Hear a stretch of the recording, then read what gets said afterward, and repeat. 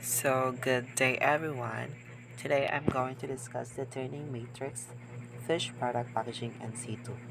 By the way, I am CJ Ramos, a BTVTED student, FP from CSP 3A. So, introduction. This turning activity matrix for product packaging NC2 shows the activities, tools, venues, and schedule needed for the training. It helps trainees learn by step and prepare further institutional assessment. Next is, this is a step-by-step procedure to accomplish the training matrix. Gather the training regulation, competency list, and learning outcomes. Break down each competency into specific activities, tasks. List the tools and equipment and facility needed for each task.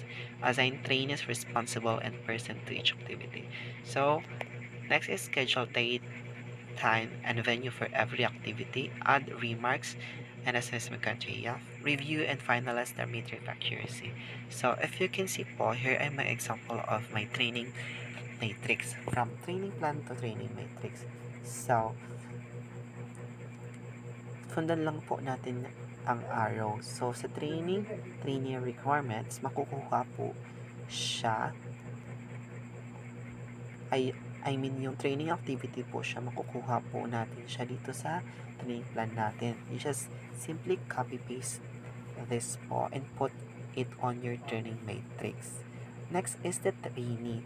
Since si trainee 1 lang po ang aking kinakover dito sa presentation, so siya ang nilagay ko. Next is the facility, tools, and equipment.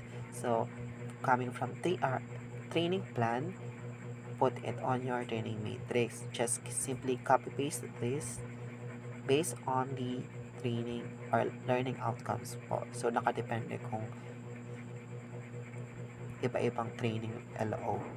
So, hindi kasi para-paras ang equipment tools na ginagamit sa kada LO. So, next is the venue. So, sa venue, kinag-copy paste lang po from TP or training plan to training matrix. So, next is the assessment method ay yung date and time rather. So, if you can see, sa date and time, pinag-copy paste ko lang po siya. Sa every activity, may allocated hours po sila para gugulin yung oras na yun para matapos yung activity. So, once na si trainee is ready na or finished na, she or he need to transfer. So, dito sa remarks, ilalagay natin, trainee is finished and need to transfer. So, once na-transfer na si trainee, sa next activity natin, since sa next activity natin, meron tayong dalawang activity. So, and the next day naman siya, or every last activity of your training matrix, lalagyan po natin siya ng trainee is now ready for institutional assessment. So, dapat sa kada activity mo, may allocated kang hours. Sabi ko nga, so, all of these are based on the training plan.